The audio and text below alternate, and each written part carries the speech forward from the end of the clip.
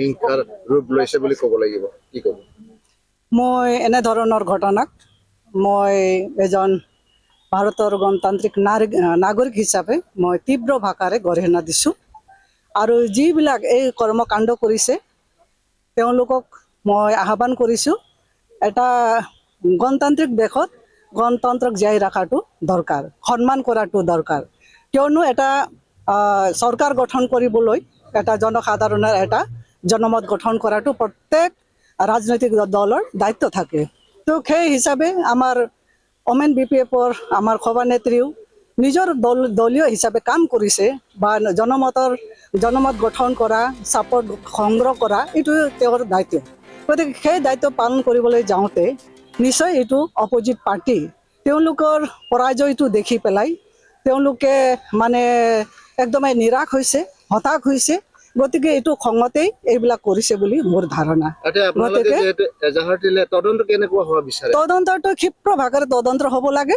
আৰু মই প্ৰশাসনক এইটোৱে আহ্বান, এনেধৰণৰ মানে এজন মহিলাৰ ওপৰত ঘৰত এটা শুই থকা অৱস্থাত এনেধৰণৰ এইটোতো দেখাটোতো ডকাইতিৰ নিচিনাই হ'ল। বৰ্তমান ওদালগুৰিত মহিলাৰ সুৰক্ষিত নহয় বুলি অনুভৱ কৰে নহয়, ইয়াতেতো একদমেই নিৰাপত্তাটো নাইকিয়া হৈ গৈছে। দেখে এটা ৰাস্তাত যাই থাকোঁতে এটেক কৰাটো ডাঙৰ কথা, বেলেগ কথা। কিন্তু এটা আধা ৰাতিত শুই থকা অৱস্থাত এটা ব্যক্তিগত হিচাপে এইটো এটেক কৰা এনেধৰণটো নাপায়। এটা ৰাজনৈতিক হিচাপে তেওঁলোকে এটেক কৰিব পাৰে, তেওঁলোকে সভা সমিতিত গৰিহণা দিব পাৰে, কিন্তু এনেধৰণৰ ঘৰত এটা এটেক কৰা আধা ৰাতিত এইটোতো একদমেই ভাল নহয়। নিৰ্বাচনী হিংসা বুলি এইটো একদমেই নিৰ্বাচনী হিংসা আৰু এইটো পৰাজয় বৰণ স্বীকাৰ কৰাই বুলি মই ভাবিছোঁ। আপোনালোকে ভাবে নেকি যে জিকিব বুলি তাৰপিছত অপোজিচন পাৰ্টি মানে ভয় খাই পেলাই এনেকুৱা উল্টা চিধা কাম কৰিছে ভাবে? একদমেই নিশ্চয়।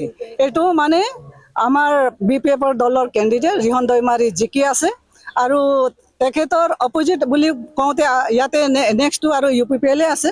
গতিকে তেওঁলোকৰ এইটো হতাশগ্ৰস্ত হৈ পেলাই এইটো তেওঁলোকৰ মানে অন্তৰটো জ্বলি পেলাই অগ্নিশৰ্মা হৈ পেলাই আৰু এনে মহিলা তেওঁলোকৰ হিচাপত মানে এজনী আমাৰ প্ৰেচিডেণ্ট তেওঁ যিহেতু জনমত সংগ্ৰহ কৰি আছে, সেইটো দেখি পেলাই তেওঁলোকৰ মানে হিংসা হৈছে।